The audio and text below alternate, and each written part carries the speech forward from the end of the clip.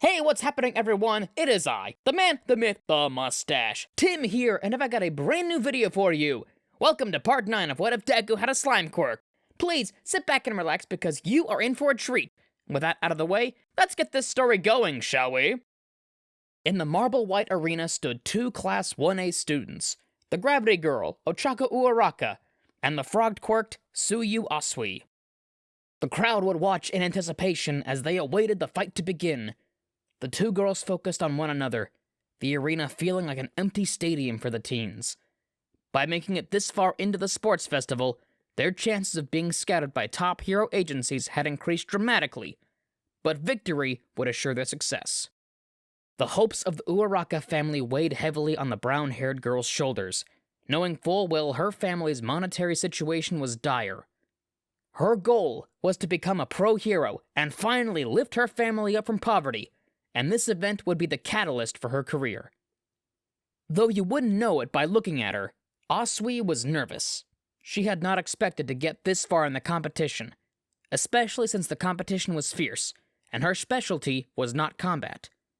Placing a finger on her chin, she watched forward, not wanting to make the first move. "Come on, Sue, let's give it all we got!"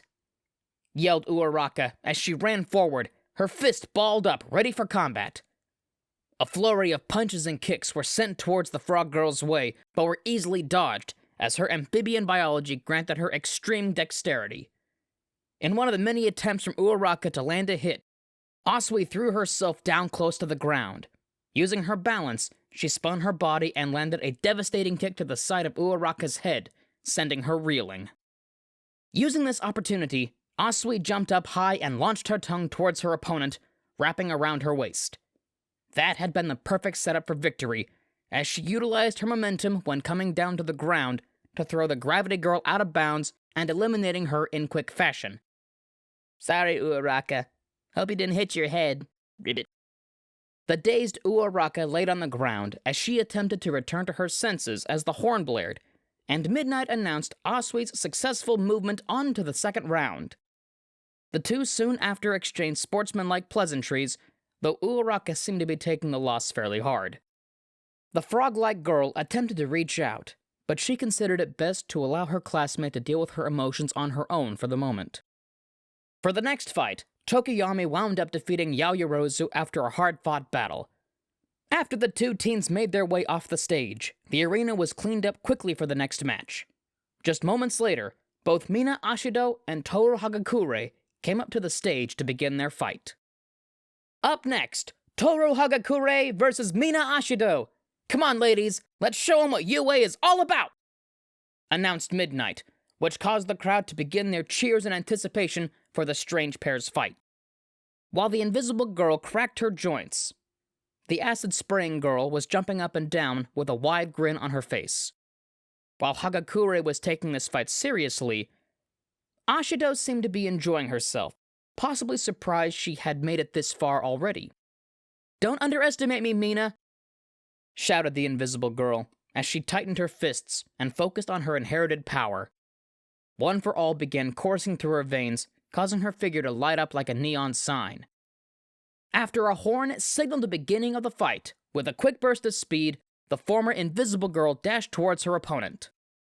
Quickly closing the distance, the girl launched a dynamic fist towards the pinkette, though she had not accounted for her opponent's ingenuity.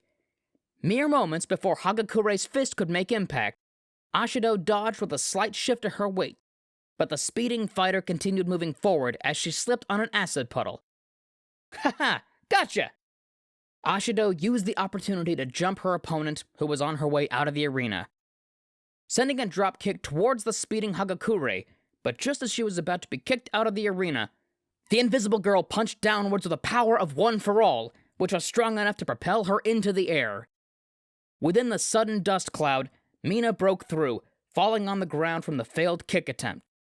Looking upwards, her black eyes widened in shock at the display of power. After forcing herself to ignore the event, the acid spitter forced herself to her feet and ran towards the center of the stage to avoid getting knocked out of the arena.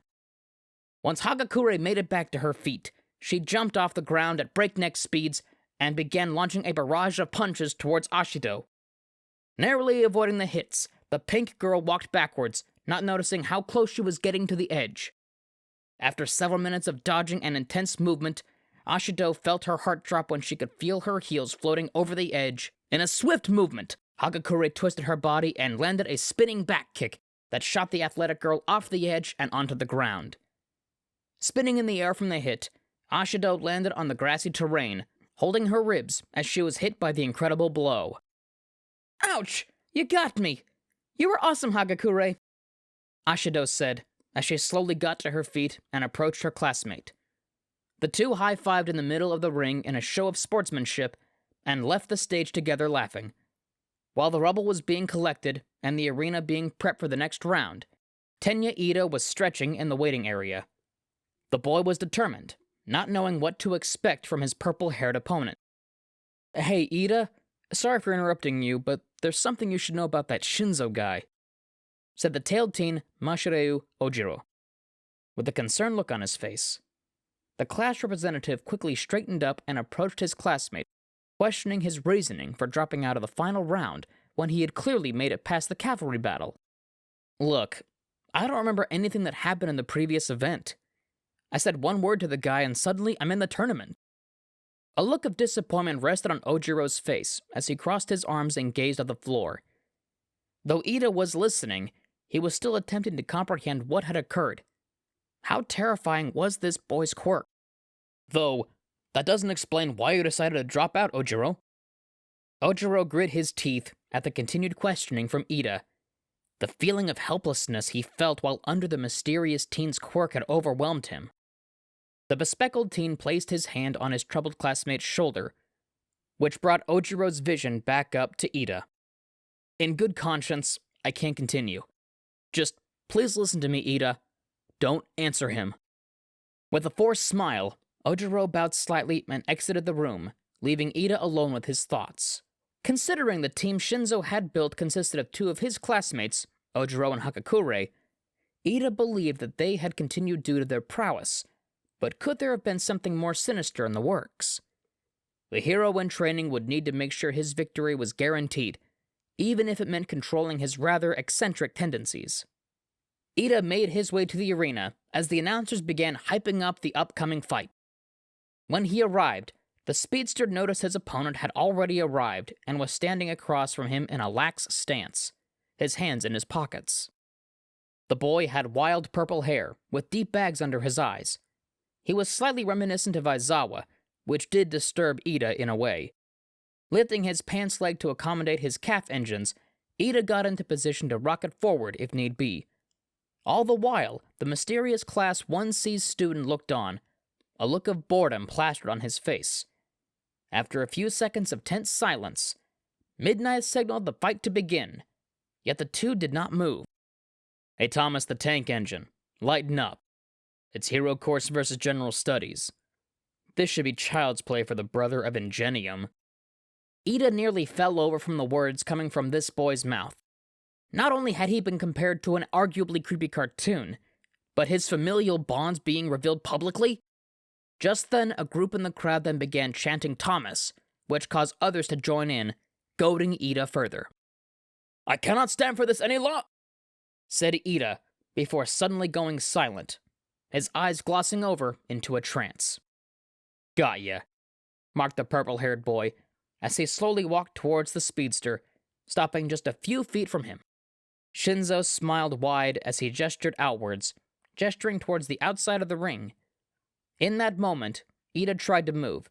He attempted to scream, though all his efforts were for naught. "Time for you to leave the ring, Ida." Doing as commanded, Ida turned around and stepped out of the ring, seemingly voluntarily. A horn blasted, signaling the end of the round and the victory of the mind control quirk user. Right on cue, Ida found himself blinking and noticed he was outside of the ring. "Wait, no, darn it," mumbled the teen as he kicked the ground and walked away, frustrated that even with a warning from his classmate, he was still defeated. At that point, Shinzo had already left the ring and gone to the waiting area, awaiting the semifinals to begin. The next fight was a battle of the hardening quirk users Kirishima and Tetsu Tetsu, which would end up as a tie, though after the two rested, a tiebreaker would need to occur. Following the tie, Ibara Shiozaki defeated Denki Kaminari in convincing fashion to advance to the semifinals. The next battle would be one to watch, as Izuku Midoriya stepped up to the stage to face a very dangerous opponent, Shoto Todoroki. The slime teen stood in the now slightly battle-damaged arena as he tried to keep his composure while he attempted to drown out the crowd noise. All the while, Todoroki stood with both fists clenched tightly, his brow furrowed. It seemed like this fight would become the vehicle for him to unleash his frustrations.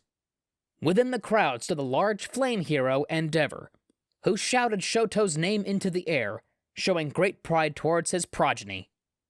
Although, the voice of the man just seemed to anger the icy hot teen further. Time for the next round, Izuku Midoriya versus Shoto Todoroki. Ready, boys? Let's go! Announced Midnight, as the horns signaled the beginning of the fight. The two teens immediately jumped into action. Midoriya shifted into his human slime form and circled his opponent, while Todoroki adjusted his light-protecting goggles and attempted to send walls of ice that barely missed the slime boy. This continued for a few minutes before Todoroki's frustration built up and overflowed completely. "Enough with these games!" shouted the bichromatic teen, as he slammed his right arm into the ground, sending a massive wall of ice in all directions, which ensnared the slime boy. Within the ice, Midoriya began to panic, knowing that if he remained within this prison for long, he would be eliminated. The sheer cold of the ice was beginning to turn his semi-liquid form into slush. Now desperate, the slimy boy began thinking back to his weeks of training and the skills he fostered during that time. Knowing that in terms of his body composition, there were many things he should be capable of. Both he and two of his classmates were able to generate slime, though one of his classmates had a special type, acid slime. Observing his classmates would do wonders for the boy, as it taught him creative ways on using his unique powers. After a few seconds of a seemingly easy victory, Todoroki began signaling to the teaching staff to end the fight, as Midoriya could not continue. Though suddenly, a small amount of steam began flowing out of the ice wall. After a second, the ice cracked, and Midoriya jumped out in the form of a mochi ball. Standing atop the ice, the area beneath him was slowly being consumed by acidic secretions. The boy shaped his body back into his humanoid slime form and stuck his tongue out in defiance, which caused the crowd to go into an uproar. How is that possible? Since when can you do that? Growled Todoroki, as he sent another wall of ice towards the boy, now using his dexterous movements. Midoriya would continue to secrete acid around his body, melting through the waves of ice. The icy teen was overexerting his body, which caused frost to begin forming on his right side, and the amount of ice lessened each attack. "Missed me," said Midoriya, as he slipped through the ice and managed to close the distance, appearing just a few feet from Todoroki. In a moment, Midoriya's body shifted from slime to human and resulted in the freckled youth landing a solid right hook to the semi-blind boy's chin, sending him spinning. Right after landing the hit, Midoriya turned back into a slime and changed into a serpentine form, reaching toward the dazed Todoroki. As he shook off the cobwebs, Todoroki forced walls of ice to surround him to defend from another attack before he could catch his breath. Wiping away a small trail of blood from his lip, the bichromatic teen stood breathing heavily as his body was trembling with ice. Around the shield of ice circled Midoriya, as he jumped onto the wall and began sliding around it, leaving a trail of acid in his wake, which was slowly cutting through. "Damn it, at this rate," mumbled Todoroki as he looked down at his left hand, and flashes of his difficult childhood came to the surface. The physical trauma caused by his mother's crazed state due to his father's abuse, the day he vowed not to utilize his father's quirk, and the clear disappointment his father had at this revelation. Midoriya continued circling the walls of ice, now closing in on his opponent, though it seemed that this battle wasn't being fought wholeheartedly. Jumping off the ice, Midoriya shifted his body structure to his humanoid form and stared at Todoroki with an annoyed look on his face. "Do you really think that low of me that you won't be using your fire?" asked the emerald-eyed boy, which prompted Todoroki to lower his barriers. his face showing clear fatigue and his heavy breathing visible due to the cold. Looking upwards, the bichromatic boy could see his father in full costume shouting for him to go all out. Grinding his teeth, the bichromatic teen attempted to look away, but his attention was captured by his opponent once more. Daddy issues, I guess. Look, if you want any hope of beating me, you better go all out. I'm only warning you this one time. Getting into fighting position, Midoriya waited for his opponent to react, but he remained still. What had gone so wrong for him to forsake part of himself? This would be something Midoriya would want to explore further. I refuse. I'm not using that man's quirk, said Todoroki as he sent a thin beam of ice towards the slime boy that was easily dodged. The exertion brought the icy teen to one knee, the feeling on his right side beginning to dull. Slowly stepping closer, Midoriya looked, hoping this battle wouldn't end so anticlimactically. It's the quirk you were born with, Todoroki. It's not his. Now show me your stuff. You're supposed to be one of the strongest in our class, not this pathetic mess. The words of the slime teen reverberated through the icy hot teen's being. The feelings of inadequacy, the frustration with losing part of his eyesight, the failings through the sports festival all came to a crash as his left side suddenly erupted into fire. The goggles that were wrapped around Todoroki's head could not resist the heat and melted right off, exposing the teen to the rays of the sun. Ignoring the discomfort, Todoroki blasted ice and fire behind him, propelling him towards Midoriya. Smiling wide, the slime teen forced his body forward, sliding to meet his opponent in the center of the ring. Once the icy hot teen reached Midoriya, he created a wall of ice on his left side, forcing the slime teen to be in the trajectory of his left side. Quickly taking advantage, he sent a massive flamethrower towards his opponent that seemingly engulfed Midoriya whole. From the smoke clouds blasted a ball with a melting ice shield over the top of it, which made direct contact with the dual-quirked boy. The impact was so great that Todoroki was rocketed out of bounds completely, bouncing off the ground. Thanks for the ice, Todoroki. Good thing there was plenty around for me to use, or I would have been a goner. The crowd remained silent for a few seconds, not understanding what they had just seen. Midnight approached the ring and looked at both the teens, still somewhat confused as to what had happened, but the result was obvious. Well, folks, Shoto Todoroki is out of bounds, which means Izuku Midoriya wins! With the announcement, the crowd popped with intense cheers. The loud noise hit Midoriya's eardrums like a gunshot, which nearly caused him to melt into a formless puddle on the floor. Outside of the ring, Todoroki struggled to get to his feet. His vision seemed to double everything in his surroundings, causing him more discomfort while he attempted to steady himself. An unexpected hand reached out from the blur. It was Midoriya, who quickly approached to assist his classmate. The icy hot teen's first instinct would be to slap the hand away, but this battle had brought something to light for the young man. This had been a battle between a seemingly unstoppable quirk versus a power that could easily be considered a joke. But at the end of the day, the jester defeated the knight. Swallowing his pride, the bichromatic boy reached out and grabbed the hand of his classmate and got to his feet. The two teens shook hands in a show of sportsmanship, which won the approval from the crowd above, though Endeavor had now long since left to vent away his frustrations. There would then be a considerable amount of time before the final fight of the first round began. All the while, Mineta sat alone in the waiting area, sweating profusely in fear of what was to come. Imagining all the horrible things that Bakugo would have ready for him scared the dwarven boy half to death. Using a paper bag, Mineta inhaled and exhaled into it, inflating and deflating it to calm his anxiety, though it did little to soothe his mental state. From the arena doors entered Midoriya, joined by Ashido and Asui, who had decided to check up on their obviously petrified friend. The boy held back tears as his emotions were too much for him at that very second. He had to fight arguably the most powerful member of Class 1A, as well as the most violent. Hey Mineta, you okay? Asked Midoriya, as he placed a hand on the boy's shoulder, which prompted a loud scream. The reaction was so strong that Mineta completely fell out of the chair and hit the floor. Midoriya attempted to catch his friend, but the movement was too quick. The three Class 1A students held in their laughter to save the anxious teen's feelings. "You really need to stop falling out of chairs, Mineta," Ribbit commented Asui as she placed her index finger on her lip. All the while, Ashido could no longer contain herself and burst into laughter. The echoing sound of the girl's laughter just added insult to injury for the perverted youth, though he had worse things to worry about. "Is it too late to quit?" asked the purple-haired boy. His cheeks red while his hands shook and his teeth chattered violently.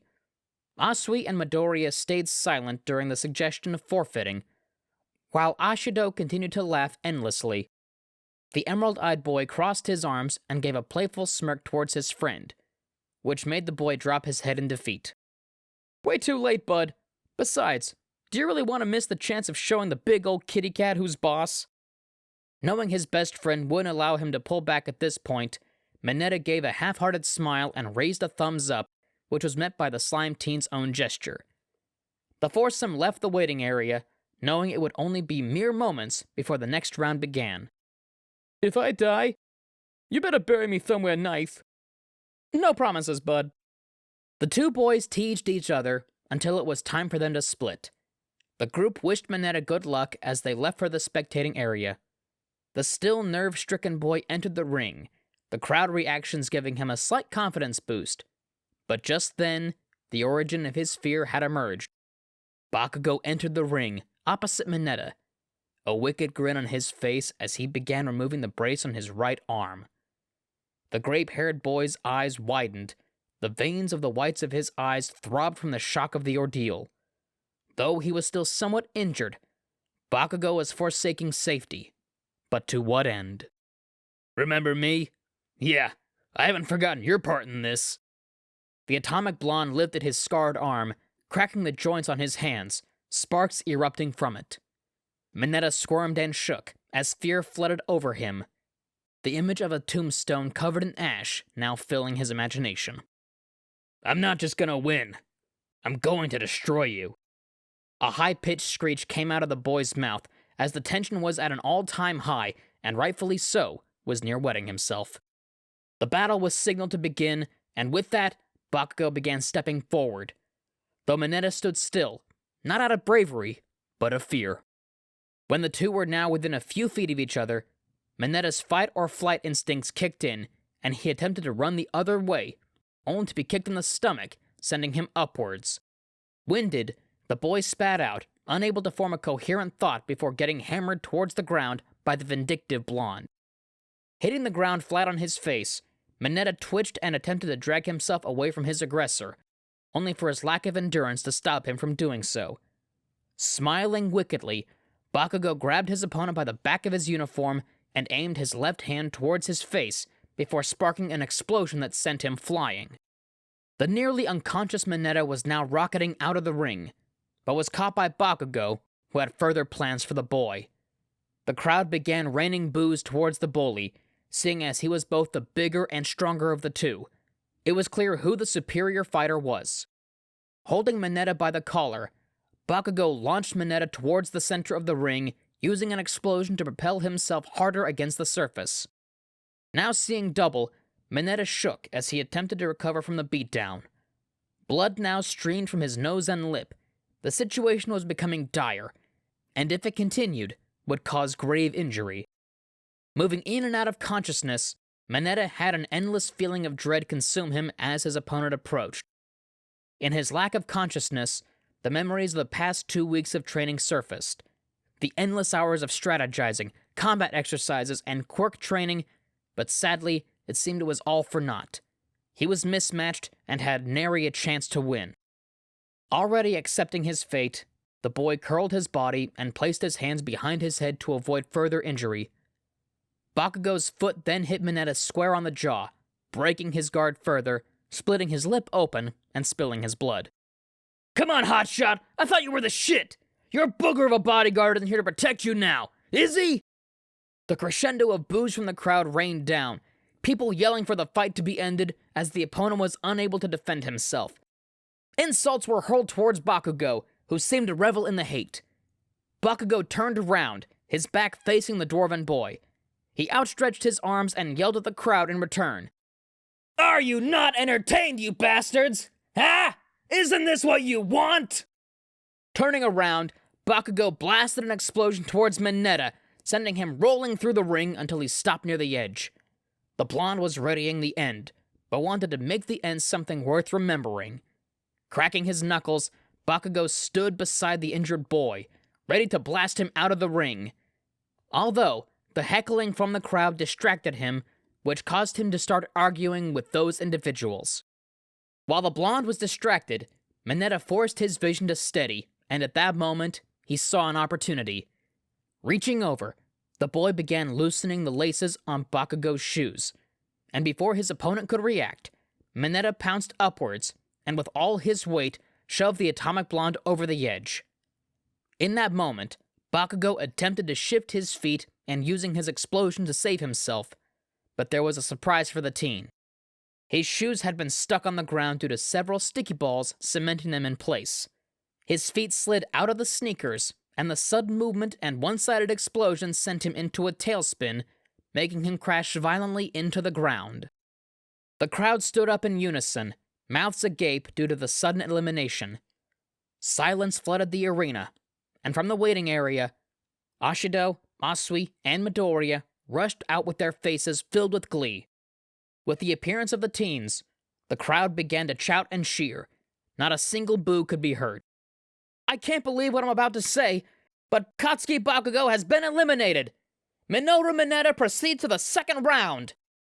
announced Midnight as the crowd roared in acceptance and victory. The three 1A students joined their battered and bruised classmate, lifting him on their shoulders as they celebrated along with the crowd, giving reassuring and congratulatory words towards their friend.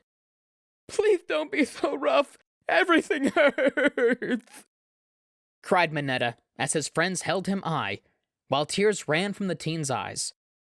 On the ground, Bakugo sat unmoving, his eyes wide, veins throbbing, mouth agape. The explosive teen held his hands up, his fingers twitching uncontrollably from the shocking defeat.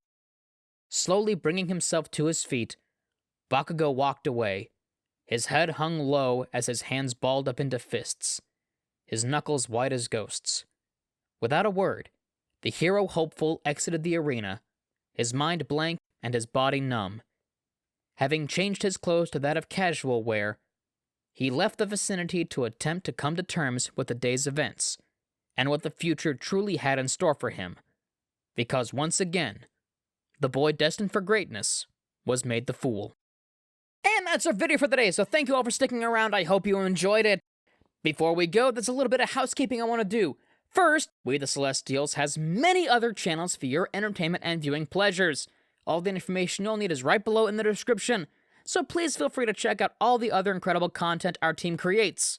Secondly, on behalf of We the Celestials, I want to thank everyone involved in the production of today's awesome content. Their details will be in the description below. Please send them some love. Our writers and editors do some awesome work. I might just be the voice, but please, they're the ones who really do all the work. They're awesome. But with that, that's today's video. So thank you all for watching and have an amazing day. And as always, be kind to yourselves, be kind to others, and stay awesome. This has been Tim. Mustache out.